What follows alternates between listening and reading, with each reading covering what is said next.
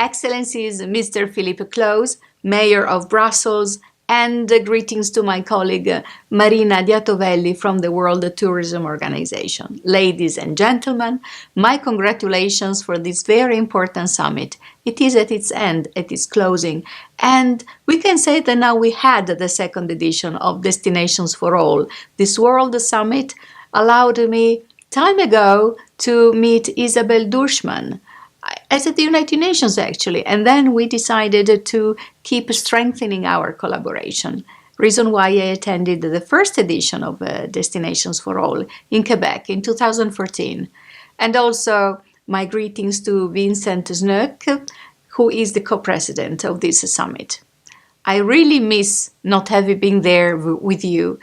You have been so interactive and very productive in your dialogues about accessible tourism and the chain related to all activities to tourism and its accessibility. In my role as United Nations Director of the Division for Inclusive Social Development at the Department of Economic and Social Affairs in New York, it is very important to underline that these important gatherings provide an opportunity to highlight how tourism and leisure for all people of all ages and abilities are key to promote sustainable development. It is fundamental to develop policies that have a holistic approach on the social, economic, and environmental dimensions for the well-being of people and the planet. By doing so, the various stakeholders involved contribute in implementing the 2030 Agenda of the United Nations and its 17 Sustainable Development Goals to leave no one behind. In the case of accessible tourism, implementing the 2030 Agenda, leaving no one behind, means that we can not only focus at the front line of the tourism sector and ignore accessibility within the underbelly. This requires educating people, including those people working for the public good, such as public institutions and policymakers, and the private sector as well, on the reality of disability as a natural part of the human condition, and building a collective attitude that recognizes these diversities as assets that enrich our common humanity. As we know, persons with disabilities or with disabling conditions face many attitudinal barriers, stigma, and discrimination that often translates into or compound a lack of access to essential development services and opportunities such as education, employment, and cultural life. So, why is it smart? Because of the nature of the tourist sector, because of the elements that it involves, such as transportation, dining services, retail services, and artisanal services. A focus on accessible tourism helps to add the business case to the push for realizing the rights and social progress of persons with disabilities or anybody who has a temporary disability or a disabling condition. I think of somebody who might have a broken leg, a pregnant woman, allergies, or invisible disabilities or disabling conditions, such as, for instance, needing to have dialysis. So addressing accessibility through the lens of tourism will by necessity bring together big business, the public sector, workers, and civil society in just the kind of multifaceted partnerships that will be necessary to evoke the kind of social transformation that we need. For example, efficient and accessible transportation systems can provide independent access to employment, education, and health care facilities, and to social and recreational activities. Data from Europe and the United States has shown transportation as a frequent cited obstacle to the participation of people with disabilities, discouraging people from seeking work and limiting access to health services, even in these highly developed countries. So, ensuring accessibility in tourism is a keystone in building an economic and social foundation that can help to avoid the so-called tragedy of development. I wish to share a specific example and some data. Let me elaborate on SDG 11, the Sustainable Development Goal 11, that talks about sustainable cities and communities. You see, more than half of the world's population now lives in urban areas. By the year 2050, the figure will have risen to 6.5 billion people. That means 2/3 of all humanity.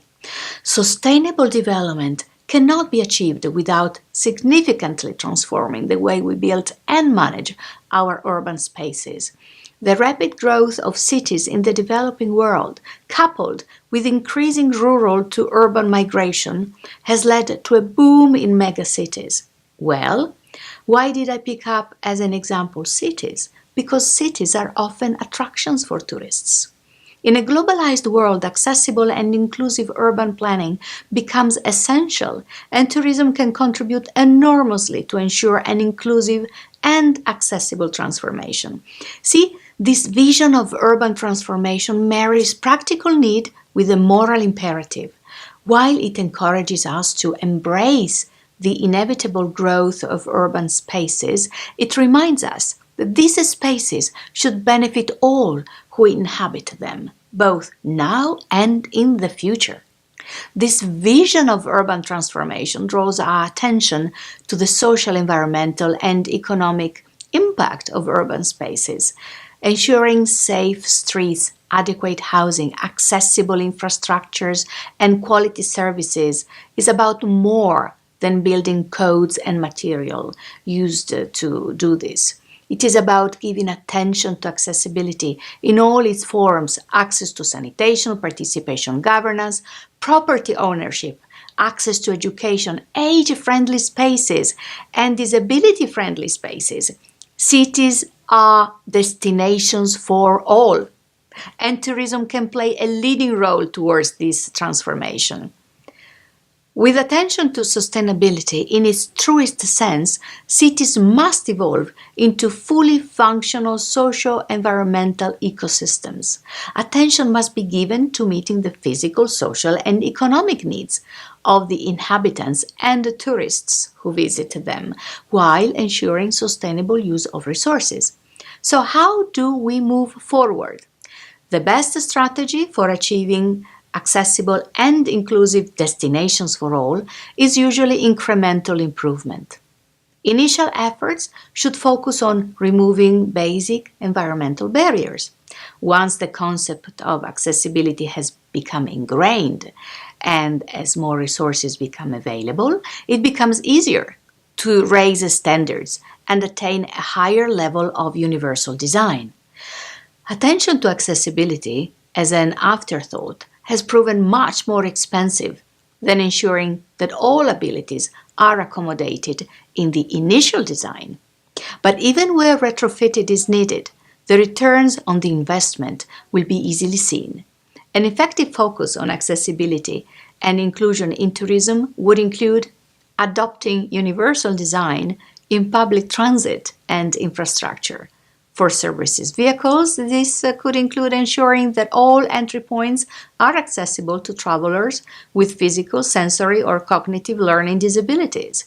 Using low-floor transit vehicles, as has been adopted in the rail, tram, and bus services in many high-income countries, proved to be effective. For infrastructure, this involves setting standards for accessible entry, pathways, and so on. Second point, ensuring visual, tactile, and audible warning systems that allow independent mobility, allowing both safety and guidance. Another point, ensuring continuity in the travel chain.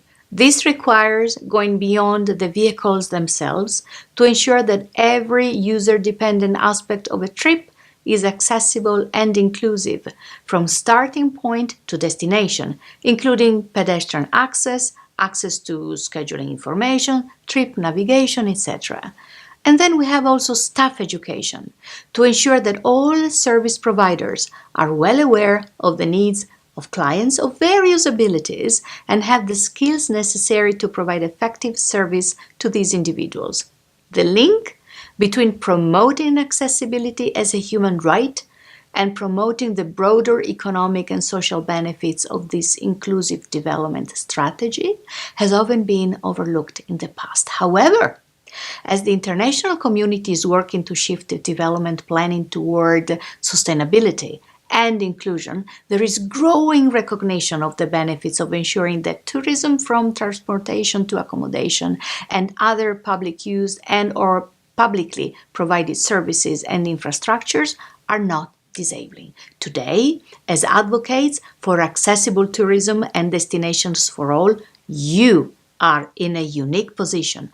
You are in a position that lead by example and show the world how to implement a truly coherent and integrated approach to sustainable social and economic development through a tourism that protects the environment and leaves no one behind.